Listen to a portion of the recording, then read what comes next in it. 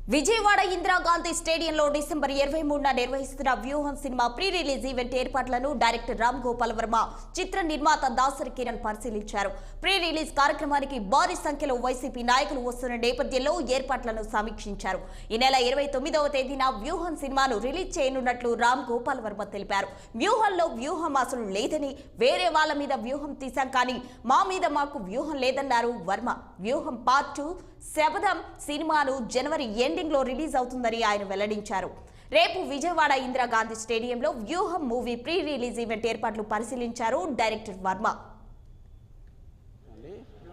Five o'clock function and almost 9 time వరకు జరుగుతుంది.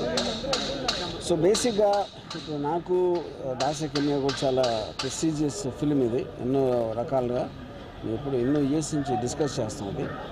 So దీనికి తగ్గట్టు ఒక చాలా గ్రాండ్ లెవెల్ చేయాలంటే డెఫినెట్గా జై మీడియా కన్నా బెటర్ ఆర్గనైజర్స్ లేరు ఇవాళ స్టేట్లో. అండ్ ఐ థింక్ సో చాలా ఎలాబరేట్గా ప్లాన్ చేయడం జరిగింది ఇదంతా. సో రేపు మీరే చూస్తారు, రేపు ఈవెంట్ అలా ఉండబోతుంది. ముఖ్య అతిథులు బేసిక్గా ఇప్పుడు వైసీపీకి సంబంధించిన చాలామంది వస్తున్నారు. ఎందుకంటే ఆబ్వియస్గా నేను ఎప్పుడు దాన్ని దాచలేదు. నేను జగన్ గారి మీద నాకున్న ఇంప్రెషన్ మీద ఇది, దాంట్లో సీక్రెట్ ఏం లేదు. సో ఆబ్వియస్గా జగన్ గారి మీద నాలాంటి ఇంప్రెషన్ ఉన్న చాలామంది వస్తున్నారు. ఎస్, అందరూ వస్తారు. 10 o'clock అండి. బిగ్ బాస్ విన్నర్ పల్లవి ప్రశాంత్